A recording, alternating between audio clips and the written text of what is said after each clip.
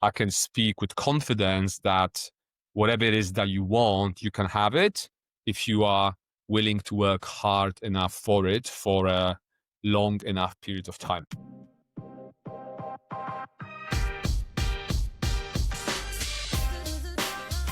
Welcome to the Jonnie Jensen Show, where modern dads discover how to create the true riches, relationships and results they deserve. Get your High Value Man blueprint and join our community at highvaluemanproject.com. Let's go. Welcome back to the Jonnie Jensen Show. It's great to have you here. This podcast is for men, for motivated modern men, dads who want to create the same success they have at work as at home, basically. It's my absolute pleasure to have you here today to share with you this guest episode. Working on doing some more of these, and we've got in the pipeline a series we're playing with the name of The Comeback Kings, where we'll be talking to men who've been through trials and tribulations, who maybe have hit rock bottom or started again or completely pivoted and or had an unexpected life experience and come back bigger and stronger.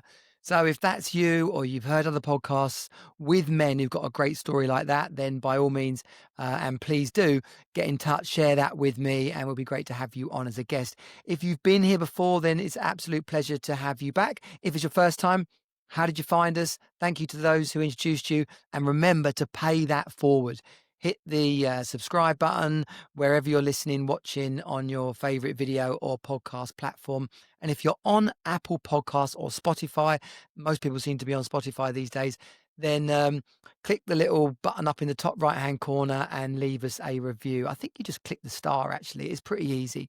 There's links in the show notes to both Apple Podcasts and Spotify.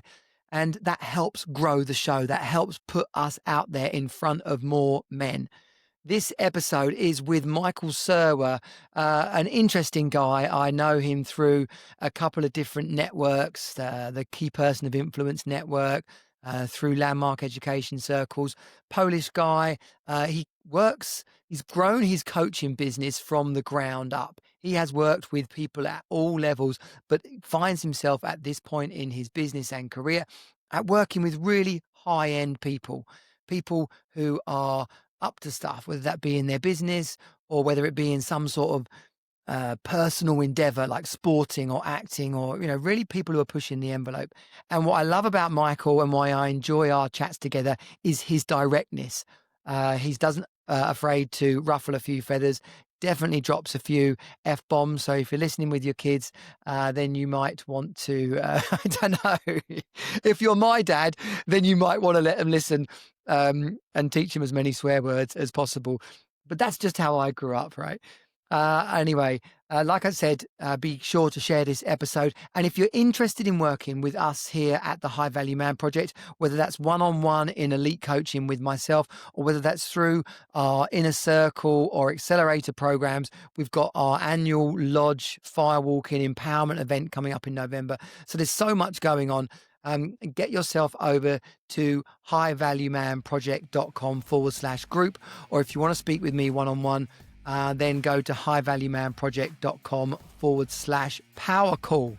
So without further ado, let's get on with today's guest, Michael Serwa. Michael, absolutely brilliant to have you here on the Jonnie Jensen Show. Lives in London, comes from Poland, author of From Good to Amazing, a phenomenal coach at an elite level, which you're going to tell us a little bit more about in your own words. But first of all, Michael, in your classic famous podcast chair there, it's brilliant to have you on the show today. How are you doing? I'm great. Thank you for having me, Jonnie. I'm looking forward to this conversation. We're not going to get too stuck into your coaching background and things, but suffice to say, anyone can search up your videos on YouTube and see you talk about that at great length. But give yourself a little bit of an introduction just to position yourself. And then we're really going to get stuck into some of the key themes of what's wrong with men today and how can we show up, more confidently in the world, and really what's the impact of men not living with the kind of confidence that you talk about being so vital. But first of all, let's introduce yourself. Sure. I've been coaching for 14 years, and I refer to myself as coach for the elite. By elite, I mean people with the elite mindset.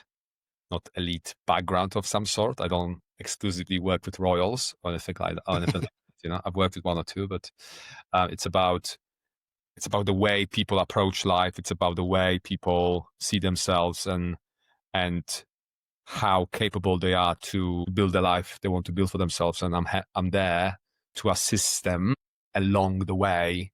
So another way of putting it would be I work with winners. I don't work with your average Joes with no ambition and no drive and you know, trying to have an easy life. I work with people who are hungry, people who absolutely are not interested in accepting or tolerating the status quo. And I can speak confidently about how the transition from not quote unquote normal life to extraordinary life is possible because, you know, being a high school dropout, coming to London at 22, so 20 years ago with no money and barely speaking any English. And then 4 years after starting coaching, back when I was 28, becoming the highest paid life coach in the country.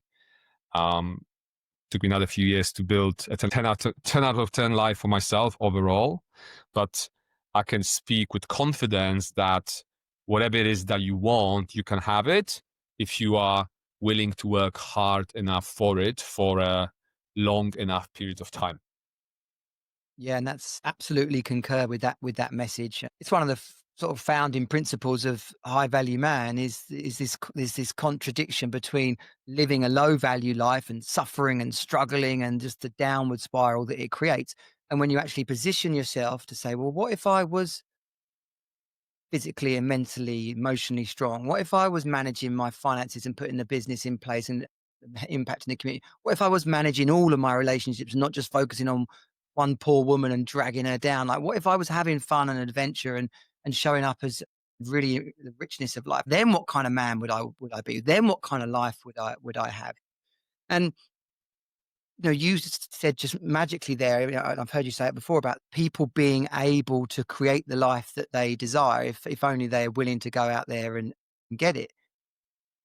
Where do you start with people when they come and approach you about coaching? And like, to be clear, this conversation is not going to be a long conversation about like, what is coaching and why should people do it. But I think people get the idea that you have to be broken and ruined and on your knees to warrant a coach in your life, but that really isn't the case either. Where do you come from in that position? Yeah. So first of all, coaches don't deal with quote unquote broken people. If you are broken, you need either a therapist or a psychiatrist if you are really broken. Those people are qualified to help people who are broken. We are not. And in my case specifically, my clients are often already highly functioning. So not just functioning, so they're at least functioning, but many of my clients are already highly functioning. So far away from being broken. But the reason they choose to work with me because they recognize that they are successful in some areas of their life, and often, not always, but often for my clients,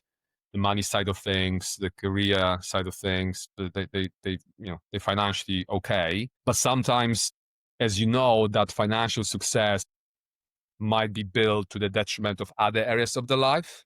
Yeah. And it could be love life, it could be health and fitness. So being a generalist, I look at my clients' lives as a whole and I commit myself to X amount of months to do everything I can do to help them create the life they want to create for themselves. And that's by looking at the areas where they are not excelling yet and working in partnership with my clients to get those areas to the same level of or similar level of success that they've already experienced in other aspects of their life. Yeah, having it all. That's what I call it, Yeah. having it all. And Jonnie, this is very much linked to how I thought about life in my 20s, right? And as I said, I quit school at 17, so I have absolutely no formal education of any kind. I came to London at 22. I could barely speak English. How I got my first retail job remains a fucking mystery because I must have been some charm because I could barely put few sentences together, right? And I got a job as a sales assistant in retail, right? So I spoke some English. Obviously, they wouldn't give me this job if I didn't speak any, but like it was very, very basic, right? But the hunger was there, the ambition was there, right? And then a year later, so 23, I got into personal development, and throughout my 20s, I remember thinking, I had very little, and then I became a manager, so I've been managing shops, and it was paying the bills, but it wasn't fulfilling at all, and I wasn't doing well with women.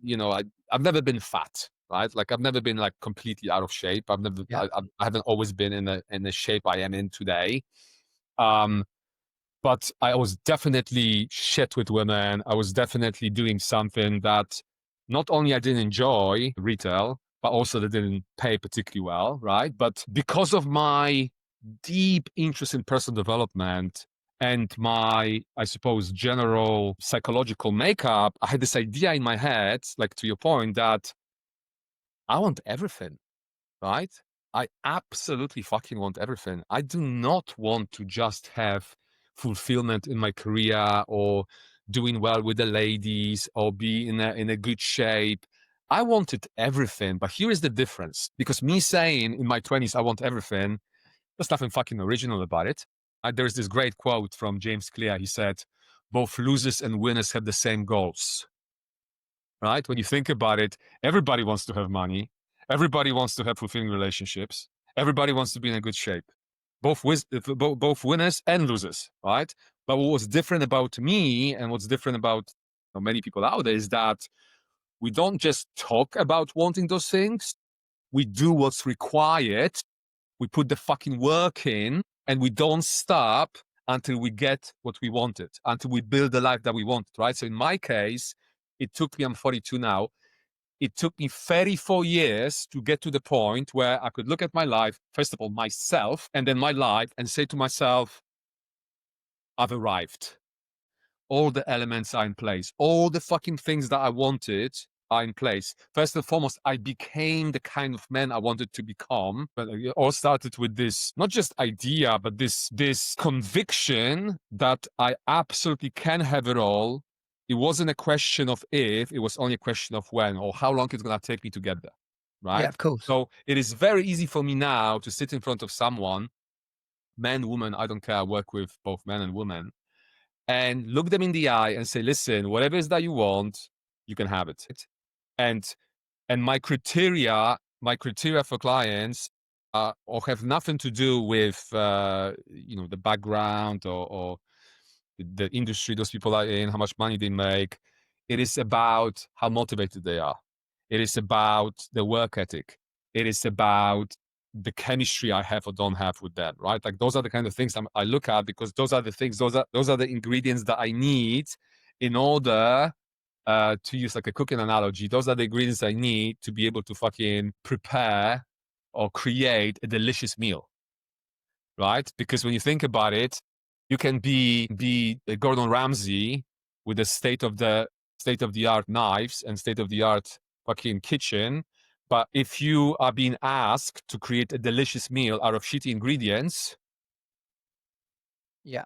it's just not going to happen, right? It's very important for me to make sure that my clients have the right ingredients so I can, you know, Yeah. get to work and create something that is remarkable. And that's the sort of the two elements of it. Is one is if we're going to stick with that analogy, the chef, the person in the room, and then the other part is the food and the oven and all the tools and the ingredients available to them. So in my work, it's very much about letting or making the man realize that for there to create the life that they desire, they need to be operating at the right level, because that is basically trying to drive a car that's got only three wheels and an empty fuel tank and a cracked windscreen, right? You've got to put the structure around the machine first. When you're working with people, when clients come to you and you see that they're not creating the success they want in all of these areas, how much importance goes into looking at how they're managing themselves, how much they're showing up for themselves, what they're doing day to day? You said you're fitter than you've ever been. Like that's a basic foundation of operating well. It's crazy that people are so living chaotically, expecting to get great results. So how do you break people down at the start to get them to focus on themselves? Yeah, I mean, so I don't need to break them down because when you think about it, if someone is self-aware enough to recognize that their life is not as good as it could be, to the point where they think about getting a coach, because I don't do any cold outreach, if you will, right? Nothing wrong with that. Obviously, it's just not something that I do. So everyone I meet for the initial consultation, I have around 100 initial consultations per year. So that's the initial meeting that I don't charge for 2 to 3 hours. That's an opportunity for both me and prospective clients to get to know each other, see if the chemistry is right, for me to understand what they need help with, right? Where I'm going with this, the people who reach out to me, because they're the ones reaching out to me, they find me, they send an email. So that in itself tells me that there is a level of readiness. Right. Okay.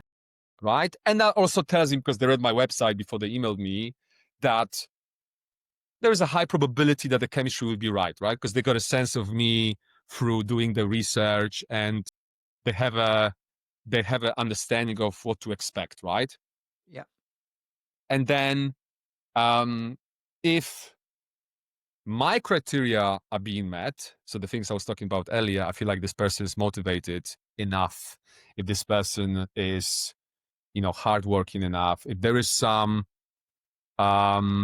history of success of any kind, right? I don't care what it is. You could come to me at the age of 20 as a student, right? In normal fucking uni, doesn't have to be Oxford. I don't give a shit, right? And if you told me that you were a fucking badminton champion in your local area when you were 14, that would tell me everything I would need to know about you as far as your ability to execute on the things I would need you to execute on if we were to work together. Because that would tell me that you are a fucking champion.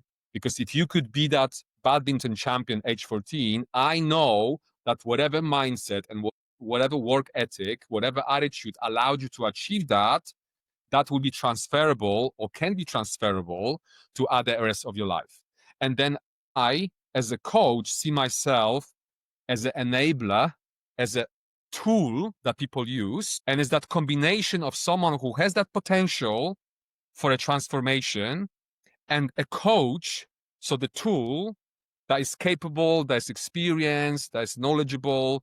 And when you add that chemistry that is absolutely critical between a coach and coachee in order to create, coming back to the previous analogy, a fucking Michelin star level dish, when we have those ingredients together, that's when the magic happens, right? I know that whoever I take on, it's nearly impossible for this person's life not to transform as a direct result of us working together.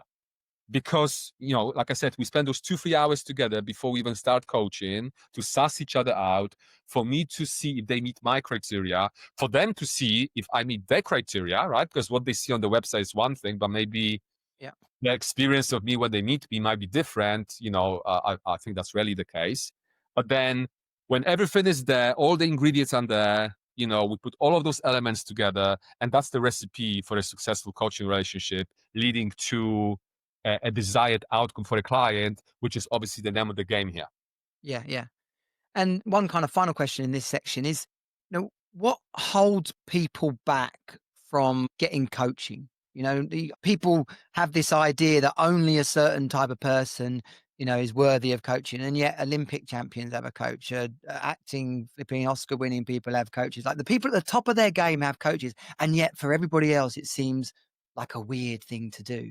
Yeah, Johnny. So as you said, if I ask you to give me an example of an athlete, a professional athlete who doesn't have a coach, you would really fucking struggle. Even at a junior level. Yeah, like you would struggle because Yeah. it's, and here's a fun fact. Not many people know that personal coaching or life coaching, whatever we call it, originated from sports coaching. So many people would think that's a form of therapy that is similar to therapy. It is not. It is taking the principles that have allowed sports coaches to coach the athletes over the years, over decades, and seeing how those principles can be applied to people who are not athletes. So people like you and I, like your everyday athletes, if you will, right? And then, and also, as you said, actors, you will not find an actor who hasn't had acting coaching, right? Or accent coaching and diction, like it's all like not just the really successful ones. They will have a whole army of coaches that they've had throughout their careers, right? But to your question, I think the number one reason why only a small percentage of people have coaches is that it is not as common. So you know this, and I obviously know this, but it is not a common knowledge for the average person that something like life coaching or personal coaching, whatever we call it, exists, right? So like everybody knows that personal trainers exist. Everybody knows, everybody heard at least about a therapist. Oh, therapist. Yeah, I heard about therapist, shrinks, or whatever people call it, right? But, we mustn't forget, for us, it's so obvious that it could be easy to forget that the average person doesn't know that life coaching exists, right? They don't know it, right? Because it's not part of the common knowledge, right? So that's problem number one. Problem number two, especially for men, and I know that your podcast is designed for men in particular, this idea of asking for help. Women are so much fucking better at it. A woman has a problem, and within 24 hours, her 3 fucking girlfriends know about this problem. Her partner knows about this problem, and she probably posted about it on fucking Instagram.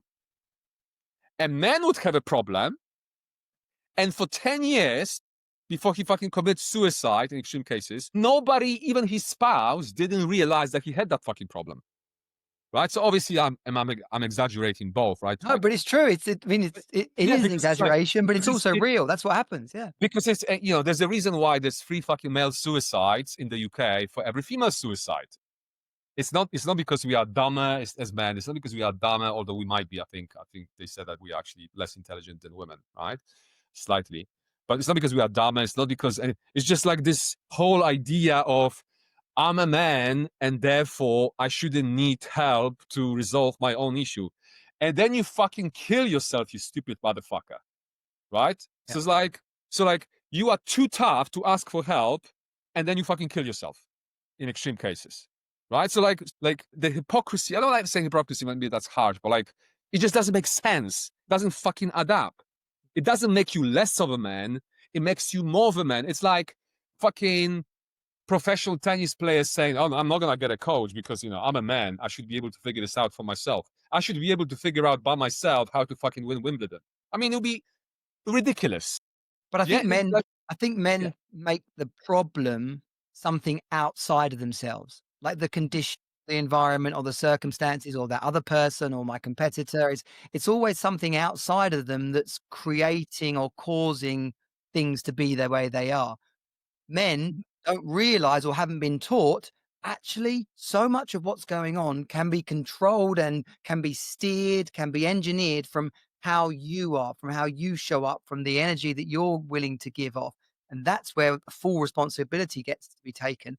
And I think that's why suicide seems like such an obvious way out at some point. But you go, well, I can't control everything outside of me, so I'm doomed. Fuck it. Yeah. So it's often talk about how ignorance, and I'm not an exception. I'm ignorant towards certain things, as I find myself being sometimes, and then I make a connection that more often than not, when I'm being ignorant towards something, it is because I lack education in that particular domain. And then the more I learn about that thing I was previously ignorant about, the more I start to connect the dots and realize, okay, fair enough. Maybe I was a bit unfair in making that comment or making that judgment, right? So the ignorant part here would be this idea, as you were saying, that, oh, it's like, it's not my fault. It's like, you can't expect me to be happy because like I was raised by a single mother. It's like, what? I can give you a fucking 100 examples of highly successful men raised by a single mother. Oh, I can't be successful because I'm black. Well, I can give you 100 examples of successful black men. I can't be successful because, I got redundant, and that knocked down my confidence. Like, seriously? It's like we say in personal development, if you look for an excuse, you will always find one. My advice is stop fucking looking, right? You're not gonna find something unless you're looking for it. Stop fucking looking for excuses. Take responsibility, which in itself to you is like an obvious thing. But when I say shit like that, which is like one of the most obvious things that I could say, some people find it controversial. I know, yeah. All I have to say You're is, saying it's my fault? all I have to say is like fucking ownership, taking responsibility. Oh, it's easy for you to say because you are, oh, and then the educators are like, oh, fucking hell. He came from Poland, high school dropout. And, it's not like I came from a fucking, rich family. I'm a trust fund baby and I'm, you know, some incredibly good looking guy, that women are lining up to like fucking sleep with, right? Like everything I have, like apart from my height, like I can't take Yeah. credit for it. I'm on the tallest, can't take credit for that. But everything else, right? Like I've worked for it, right? So nobody's gonna fucking tell me, especially in this rich country, that you can't make money. Because if I could make money after quitting school at 17 in Poland and coming here at 22 with nothing, if I could make money, so can you if you are born in this country and English is your first language. Yeah, yeah. And even if you said, oh, but like, what about disabled people? How about I fucking tell you that I had a blind client that I've worked with for 2 years and 3 months to be exact. So I had a huge amount of time to get to know him. Completely blind. I'm not talking about partial blindness, right? Completely blind. Not only he was more productive in terms of what he was doing day to day, to this day, what he does day to day, than most people who are completely, who can see, who can hear, two arms and two legs. Not only he was more productive than the average person, far more productive. Jonnie, this is almost like, I never said that to him, but this is something, I thought about it then. I think about it to this day. For 2 years and 3 months of coaching him, and we're still in touch, I have never once heard a single word of complaint. How do you fucking explain it? I would argue, I'm not about, complaining. That's not something I like to do. I find myself doing it and I coach myself out of it. It's like, shut the fuck up, like I coach myself on. But even I would say that if anyone has the right to complain and feel sorry for himself, is maybe, just maybe, a fucking blind guy. Right? To make it worse, Jonnie, he was only born partially blind. And then at 11 years old, the doctor prescribed him something that he took, some pill, whatever it was. He went to sleep partially blind and woke up completely blind. If anyone has the fucking right to be resentful, it's him. He's not. Somehow, I can't fucking explain. Like, for me, it's like, how the fuck, how that, I think about him as an example when I find myself, feeling sorry for myself because my date canceled on me last minute, or prospective clients said yes to working with me and then they ghosted me, they didn't pay the Yeah. like, oh, poor little me. And then I coach myself, say, shut the fuck up. Like, shut the fuck up, you pussy. Right? Just be a fucking man, take it on the chin, you know, move on. Life goes on and all of that. And back to what I was saying, if you're looking for an excuse, you will always find one. But that's not the fucking strategy that's gonna get you anywhere. The only fucking strategy that's gonna get you somewhere in life, whether you're male or female, doesn't matter, is taking full responsibility. And that's bad news and good news, right? Like, if you agree with this theory, it's, if anyone agrees with this theory, that's a good news and bad news at the same time. Now, it's bad news because if you are willing to accept that this is true, then you can't blame anyone outside of yourself for the fact that your life is shit or suboptimal, if it's shit or suboptimal. But the good news is that if you are responsible for where you are in life, you have the power to change it. Yeah, choice. It's one of the most freeing concepts to have someone see, is that it is all a choice. 100%. And leaning into this, where we're headed here today, is this, I'm sort of leaning in towards the topic of like what's wrong with men today, right? And this, we've got elite performers, and then we've got people who are aspiring to have it all, as we've just talked about. There are the masses seem to be in this horrible malaise of not really caring, operating way below sub optimum and seeming to be oblivious about it. But meanwhile, relationships are breaking down, productivity's down, creativity, like we're in the shit basically. What's your view? How do you see this? Like, why is it happening? Johnny, I don't know, because it, to me, call me fucking conservative. I don't give a fuck. Not you. Someone might have a fucking. I say things like that, you know, and it's funny because we're talking about me posting on LinkedIn, which I post on regularly, and Sorry, I saw you got roasted about 6 months ago. Some reference to someone was having a go at you about living in Mayfair. I'd have to go back and see which post it was, but I, it was crazy. They were like having a mm, go at you about where you lived. yeah, I get roasted so much that I don't even remember. Like, I don't. Yeah, sounds about right. I don't remember that post, Yeah, what it yeah, was, yeah. but I'm so fucking used to it. It's like a fucking. It's the funniest thing about it is like someone is like, it's always someone I've never met, right? Yeah, yeah, Like you know, some and it's often someone without a fucking picture on LinkedIn, yeah. which is weird in itself, right? Or like a weird looking picture, right? It's never like a sane Their cat. looking. It's a picture. Exactly. So back in the day when I used to post on Facebook, it would be a picture of a cat instead of Yeah, a yeah, human, right? So, and sometimes you can feel anger or like someone is like upset, you know? And I'm just like, I'm reading it, looking at it, and it's call me fucking sick in the head, but like I find it entertaining. For me, it's like because the entertaining part for me is like this motherfucker, which I absolutely don't care about because I don't know them. So like I wish them all the best, but I don't yeah, fucking know them. They trying to hurt me, right? By saying some mean things on the back of me saying things like, you gotta take responsibility. You are responsible. I never think about like I'm writing a post like, ooh, let me write something yeah, controversial. yeah, yeah, Like, ooh, yeah.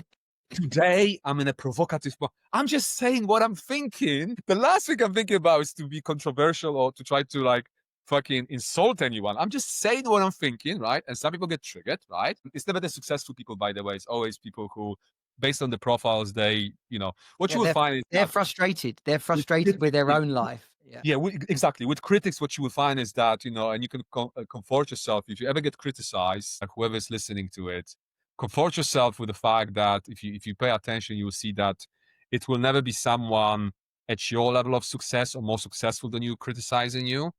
It's almost always going to be someone less successful than you, right? That, you know, that thing that you said about Mayfair is like how ridiculous of a, it's like, shall I apologize for the fact that I've done well enough in life to live in one of the most expensive areas in the world?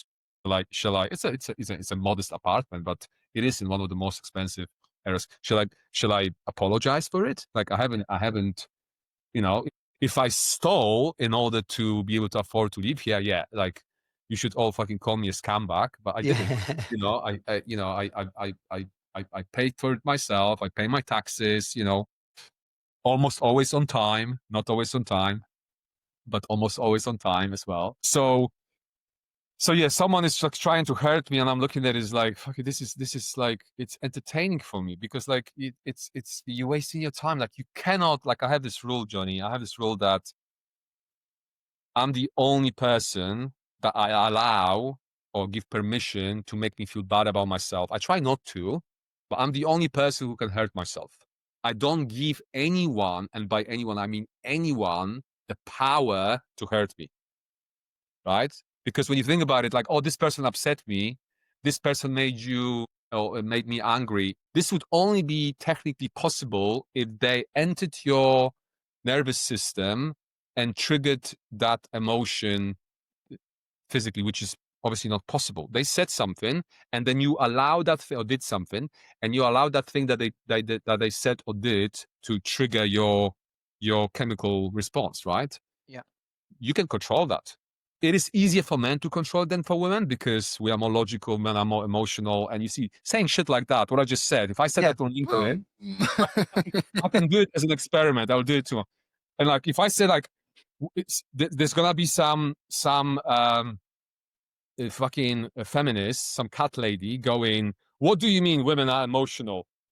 You fucking are emotional and we are fucking logical. It doesn't mean that you are only emotional and we are only logical. Can we fucking Yeah. agree that for the most part, men are more logical and women are more emotional? Every single fucking woman I know would agree with that because it's a fucking fact. It's not a fucking attack on you. It's me stating the fucking obvious, right? Yeah. And And we if you fucking take it as love you. if you take it as constructive, Yeah, and we can build on it, we can use it, we can yeah. work together. And it's like I'll say things like that. That's a misogynistic comment. Fuck sake. I mean, like, how many more women do I need to date and be with? And for me to be like, I cannot imagine a life without women. I love women so much, right? But partially because I know them so well, I know how emotional they are, right? But that's one of the things we love about them. Because if they were like us, logical, analytical, and obviously there are exceptions, they're more like technical minded women and more emotional guys, but like I'm obviously generalizing, right? But that's precisely why we are so fucking perfect for each other in straight relationships. Because we are different, right? And like me being with my fucking edgy, if you will, personality, with my fucking loud and obnoxious personality, I am always the most attracted to the women who are the polar opposite of this energy. So very feminine, very sweet, very agreeable, all the things that I'm not. That's the type of woman that I'm most attracted to, right? And then we get together and it works beautifully because she takes with her soft feminine energy, she would take my edge off, and with my strong fucking masculine energy, I would make her feel safe. I will make her feel like we are fucking untouchable. That nobody can fuck with us because that's my mindset. Nobody can fuck with me, and certainly nobody can fuck with my woman. Right? It's just a bad idea, right? Like you're gonna create problems for yourself if you try, right? Because that's my fucking attitude, right? That's I was talking about how call it conservative, but like I'm definitely this is maybe linked to the fact that I'm Polish and men in Poland are generally speaking more conservative, and men in Eastern Europe in general are more conservative when it comes to a role of a man versus a role of a woman. Again, that's the kind of shit that gets you fucking cancelled, but But nobody it's can important. nobody It's can an cancel me because I'm not famous, right? Thank God. But But it's an important dynamic of relationships that yeah, it's women want to be led. They want to be in led. And yeah. Johnny, this is not some fucking theory that I read about in a fucking book or some theory that I have loosely developed while meditating in the morning. I've worked with over 500 people one-to-one over the last 14 years. Half of them approximately were women. I got to know this stuff I'm talking about. I heard this stuff I'm talking about straight from the horse's mouth, so to speak, right? Because both my male clients and female clients would obviously be honest with me because I'm the fucking coach, right? I'm in the fucking corner. They know they can tell me anything and I'll never judge them. And obviously, I will never share it with anyone. So they fucking share shit with me. Not once I heard a female client saying, right, British or non British, half of my clients are British, half of my clients are foreign, right? Not once I had a female client saying that I wish my partner, my man, was nicer, sweeter, more gentle. That's never the fucking case. They say things like, I wish he was taking more initiative. I wish he was more decisive. I wish he would fuck me every now and again, as opposed to just making love to me. And then I It's defend those guys, say, listen, in their defense, nobody fucking taught us that that's what you like. So we've watched a bunch of Hollywood movies and we thought that making love is what you want. And only yeah. guys learn that actually you don't like it that much, so it's But it's that's that it's, that's that's the definition of leadership in a relationship. You're not talking about control and being her flipping boss and not letting her do. That's not the. You're not not talking about control. You're not talking about leading. not I'm not Andrew Tate. I leave Yeah. that shit to him and that bullshit to him, right? I'm talking about a partnership. It's a similar way how I put it to my clients or prospective clients during the initial consultations before we start working together. So listen, the way I see it, this relationship, this coaching relationship would be a partnership. I'll be in charge. I'll be the project manager. I'll be leading the process, so you don't need to worry about it. But it's a partnership. And the same with the woman I've been in relationships with. There were partnerships, right? But I was definitely the one leading the decisions, or making the decisions, and being the man in the relationship. Now, some women, many women I've worked with, display similar characteristics to mine. And therefore, in order for their relationship to be sustainable, they cannot be with a man like me, because we would fucking kill each other, right? Because we'd be clashing all the time, right? But this is less about this conversation, or like what I'm trying to say. This is less about men versus women. This is more about masculine energy versus feminine energy. The more as a general rule, the more masculine the man is, the more masculine energy he has, the more feminine energy he's going to need from his partner in order for that relationship to work. And equally, the more masculine energy a woman has, the more feminine, if you will, man, the better for her, for that relationship to be sustainable. Now, I am not fucking trying to say for a second that masculine is superior to feminine, that men are better than women, but men are definitely stronger than women. And here is the fucking, again, if I fucking said that on LinkedIn tonight, you would see what would happen, right? The feminists, right? But here is the fucking thing. And again, I know this straight from the horse's mouth. Women absolutely want us to be the stronger ones.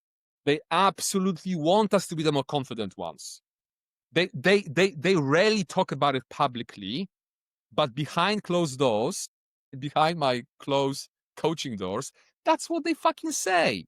They want the man to be stronger in any possible way.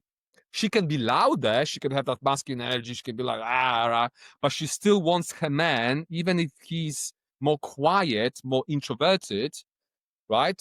To be strong enough to be able to handle her, for her to feel safe, because ultimately, and it's a biological, evolutionary fucking wiring, women never got to choose that.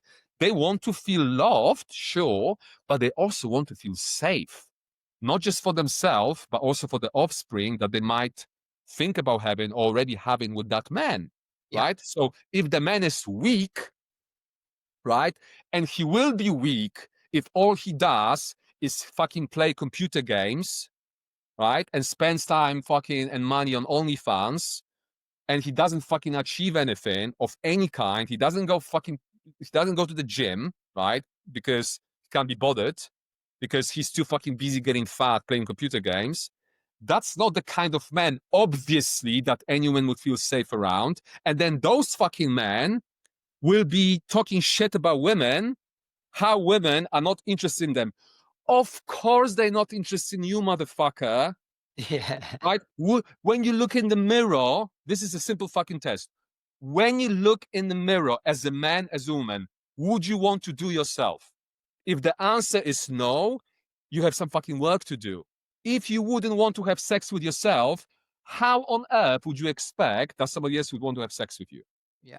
And the But great fucking news about this whole thing is that all those things are changeable. You can be the shortest, the ugliest, the poorest motherfucker right now. And I promise you, if you commit a year or two to personal development, you can transform your life with or without a coach. You will do it faster with a coach. But even with that, there's so much fucking information out there in 2025 that you don't need to pay for. Everything that you need to know is already out there and you can access it for free. So there's no excuse. It's not like there's a lack of information. It's like, fuck, there is no library I could access in the town that I live in, or yeah, of course. there are no So, books.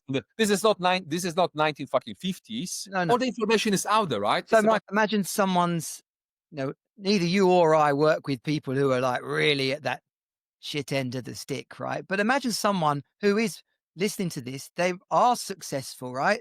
But every time they get in the shower and they're washing themselves, they're like, fucking hell, I am fat. And they're not getting as much action off their misses, and they're pissed off and fed up about that. yeah. Your coaching, I dare say, you can tell me on this yourself. you're going to point that straight out, right? But then what are the actions they're going to take, or what are you going to hold them accountable to start taking back ground in those areas? Yeah, but you see, it's less about, because I was saying how you can be, the shortest, the ugliest, the poor. It's You can be short as a man, because that's like one of the stories that men like to tell themselves. Like, yeah, in the context of women, it's like, you can't expect me to be successful with women because I'm so short. Yeah. I can give you 100 examples of short men who are making absolute fucking carnage in the dating lives, right? Absolute fucking carnage. Same with like being overweight or fat. I know fat guys who fucking just like have women. There's this one client I'm thinking about who's you know seriously overweight. I'm not obese, but like seriously overweight, because he's so charismatic, because he's such a good guy, because he has such a great people skills. I mean, and not just any woman. I saw pictures of this woman. I mean, this guy's like, this is like so. If you are overweight right now, if you are broke right now, don't think for a second that you cannot expect to have, if we're talking about dating, to have a flourishing dating life or good dating life until you get a six pack. I don't have a fucking six pack. Or until you become like super rich. I'm not super rich, right? I'm Yeah. comfortable. I'm not super rich, right? But just start working on yourself, because you see that overweight client that I've mentioned, he hits the fucking gym. He's on the fucking move. He has the fucking thing that counts it. He takes fucking 10,000 steps per day. He's not a fucking fat guy doing nothing. He's a Yeah. fucking business owner, and a very successful one as well. He just happened to be overweight. Not a problem for women. And on top of it, and this is another fucking like a practical tip I can share, a woman will be comfortable with whatever it is that you might be conscious of, whether it's your height, whether it's your weight, whether it's your hair situation, as long as she believes you are comfortable with it, right? And using this, I love this guy, using this client as an example, he would make jokes about his fatness. You're like, look how fat I am. And I know that I haven't witnessed it, but I'm pretty sure he talks in a similar way around those women. So they're like, he doesn't give a fuck about being fat. Therefore, as a woman, I don't give a fuck about him being fat, right? Yeah. The same with my blind client. He would make fun of his blindness. And he was making fun of it. So I was making fun of it. And we were just laughing and laughing and laughing and laughing, right? But here's what I'm going with this. Because I appreciate that if someone said to you, okay, if you want to have a great life, those are the things you need to do. And unless you achieve those things, you can't expect to have a great life. This might feel very daunting, because you might think, fucking now, how many years is going to take me to lose this many kgs? How many years is going to take me to build this business, to build this professional success? Yeah. Guys, all you gotta do is fucking start. That will change your fucking energy, right? Just sign up to that fucking gym. If you don't like to lift weights, fucking start running. Do 3 hours of fitness of some kind every fucking week. It doesn't matter what it is. Just get yourself out there. Even if it's a fast walk 3 times per week, that's a great fucking start. And then switch to some more, how to put it, more intense cardio or weight training, right? You don't have to have a lot of money. I was fucking dating models when I was broke, right? Yeah. In that transitional period from retail to coaching, I was broke. The catwalk model girlfriend I had, she was making more money than me. Did I give a fuck? No, because up to that point, I've already done enough work on myself as a man where I was like, hey, sweetheart, like, this is how it's gonna be, right? Like, I was the guy, I was the leader, So right? And how does again, a the confidence is something you can work on. Yeah. So how does a man tune into that? How does they access that inner courage, that inner confidence, that inner charisma? How do they access that? Okay. So here's my theory on confidence and happiness. So we Yeah. can put happiness in the same fucking bracket, right? Because I have a same theory or explanation for both. I believe that we are all born both happy and confident, right? There's a saying that children don't need therapy. Show me a 2-year-old or 3-year-old who's depressed, who's who's thinking about suicide, right? It doesn't happen, right? So we are born happy, we are born confident, and then through events that take place in our formative years or during our formative years, either happiness or confidence or both can get a hit. And I appreciate that, right? But what I'm trying to say is that I believe our factory setting, if you will, is that of confidence and happiness, right? And the happiness is like, okay, children are happy. They're fucking happy. They're just fucking, they live in the moment. They're the happiest when you consider, because they don't think about the future. They're not anxious about the future, and they're not concerned about the mistakes that they've made in the past, which is how most of us adults live, is between those two realities of thinking about the future and the things that we have and whether we can have them or not, and then regret of the past, right? Those two fucking realities, as opposed to, I'm not saying I'm in the present at all times. I'm not. Monks spend decades trying to get to that point when they can be fully present, right? And meditate for 4 hours per day to get to that point, right? So I know it's easier said than done, right?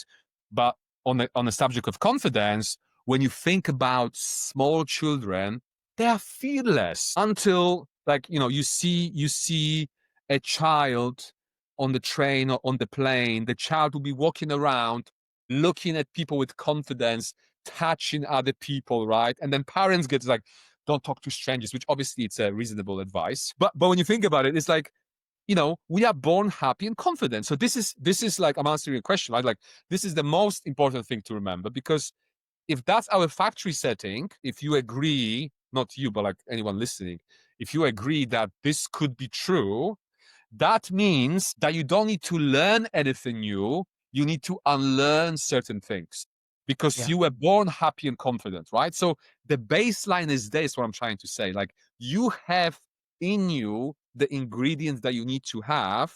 You just gotta stop telling yourself the fucking stories that keep you away from allowing yourself to express yourself in this world the way you want to express yourself, which is authentically and unapologetically, which is what I've been doing my whole life, or trying to do my whole life. And yes, when you do that to the extreme I do it, you get some fucking backlash sometimes, right? When you talk about the things I talk about publicly on LinkedIn, yes, you get some shit from strangers.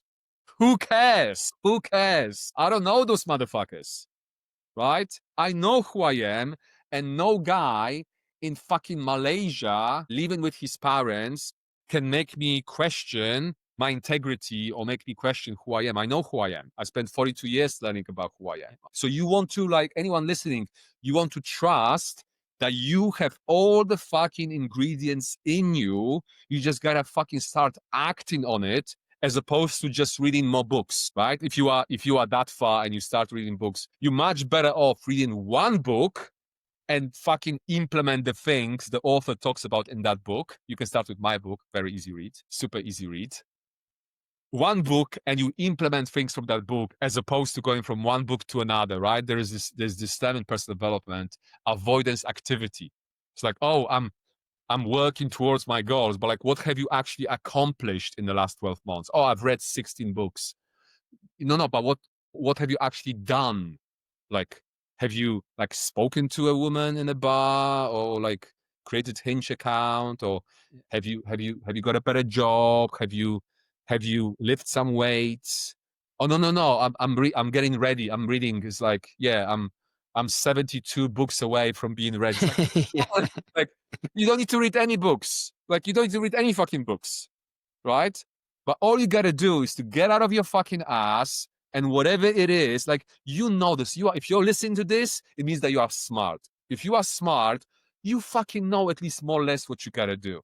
It's not the lack of knowledge, it's the lack of implementation of that knowledge. And start small, don't think about like, oh, I need to like become a millionaire, or I need to date models, or I need to have a six-pack. Just fucking start small. Just get out of the house. Look out online for people who you resonate with. Follow those people. There's so many fucking great people out there offering free advice every fucking day. Any platform you choose, there's going to be someone you're going to resonate with. Might not be me for everyone, it certainly won't be.